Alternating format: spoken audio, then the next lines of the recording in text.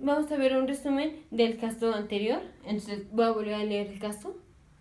Un paciente de 58 años llega al departamento de emergencia por adormecimiento del lado derecho de la cara, brazo y pierna desde hace 2 días. El paciente tiene hipertensión y fuma 2 paquetes de cigarros al día durante 30 años. La temperatura es 36.7, pulso 79, respiración es 16, presión sistólica 202, diastólica 115. En la examinación física se ve disminución de la sensación de vibración, tacto ligero, que es con una pluma, temperatura y pinprick, que se le pone algo constante, un alfiler o un palillo o así, y se compara cómo se siente en un lado con el otro. Tiene disminución de esto en el lado derecho de la cara y del cuerpo. El paciente tiene la discriminación de 2 puntos, es 16 milímetros en el índice derecho y 5 en el izquierdo. Una resonancia magnética normal, eso en un paciente normal se muestra. ¿Cuál de los siguientes es más probable, o daño a cuál de las siguientes estructuras es más probable que sea la causa de los síntomas del paciente? Entonces, aquí vemos que el paciente nada más tiene daño de las vías sensitivas, pero no la motora. Entonces, daño a qué estructuras nos va a dar una sintomatología sensitiva, pero no de la motora. Entonces, primero empezamos a identificar las estructuras. Esto es un corte transversal. Vamos a identificar las estructuras. Estos son los ventrículos laterales. Este es el putamen. Este es el tálamo. Aquí este es el caudado. Brazo anterior de la cápsula interna, rodilla de la cápsula interna, brazo posterior de la cápsula interna, área de Broca, esplenium del cuerpo calloso, rodilla del cuerpo calloso y corteza visual primaria. Vamos a ver qué pasa si el paciente se presenta con daño a cada una de estas estructuras. Si el paciente tiene daño a la corteza visual primaria, pues el paciente no va a poder o va a tener dificultad para ver, entonces el paciente no puede leer, entonces alexia, y el paciente sí puede escribir, entonces alexia sin agrafia. Alexia sin agrafia sería daño aquí, y aquí no nos están diciendo que el paciente no pueda leer o que tenga dificultad para ver, entonces esta no es. Un daño al área de Broca, eso sería un paciente que cuando habla le cuesta trabajo entenderle, no porque no articule bien, o sea, la palabra la articula bien, pero repite varias veces la palabra, entonces cuesta trabajo entenderle porque repite varias veces una palabra. Aparte, el paciente se presentaría con, por ejemplo, parálisis de la extremidad superior derecha. Esto sería por daño al área de Broca. El área de Broca está del lado izquierdo y generalmente esto sería por un evento cerebrovascular que esté dañando a la arteria cerebral media, porque es la que irriga el área de Broca.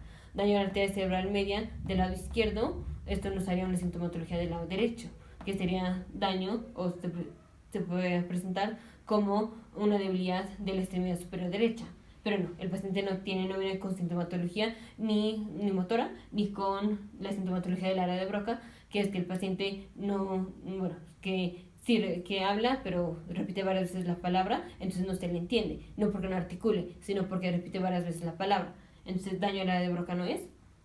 Daño al caudado y al putamen, esto es en la enfermedad de Huntington. El paciente con Huntington se presenta con coratetosis, que es que mueve las extremidades como en forma de serpiente, y tiene demencia, puede tener una depresión severa y puede tener ideas suicidas por la depresión severa.